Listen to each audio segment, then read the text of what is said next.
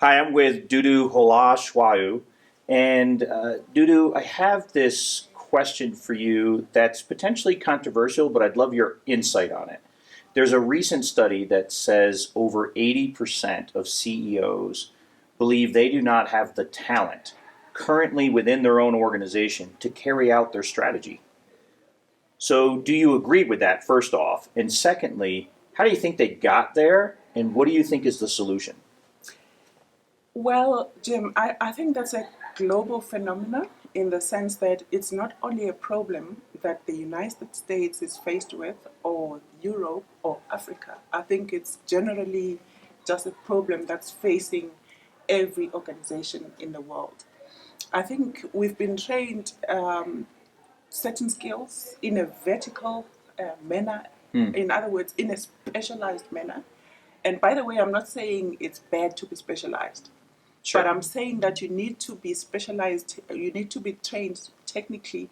However, there is something else that you need to be provided with the skills of awareness to be able to be aware of the environment that you're operating in, what is called the emotional intelligence, because that's what takes you further than just the technical expertise that you're carrying in every environment. So what has happened so until now is that organizations have been providing a lot of training to their employees, their staff. However, they have not been broadening their horizons so that employees are able to understand things in a big picture perspective. Right. So we're very much linear in our thinking.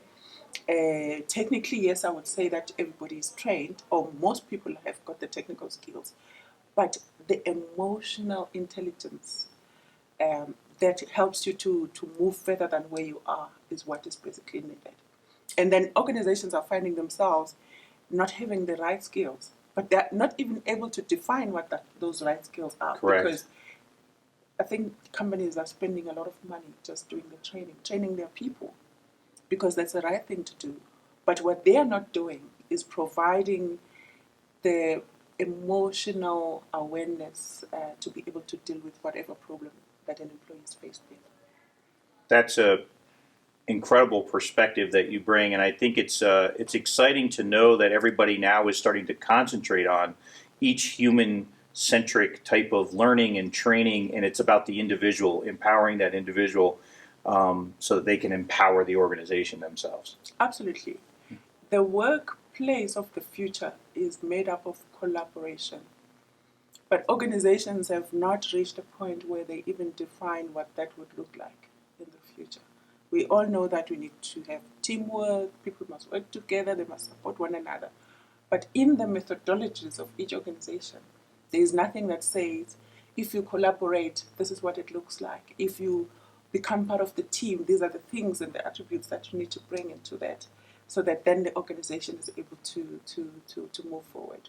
So firstly, it's the definition of what we're saying, because I think we've started saying it, but we haven't defined it. So we need to create methodologies so that these things become embedded in the organizations.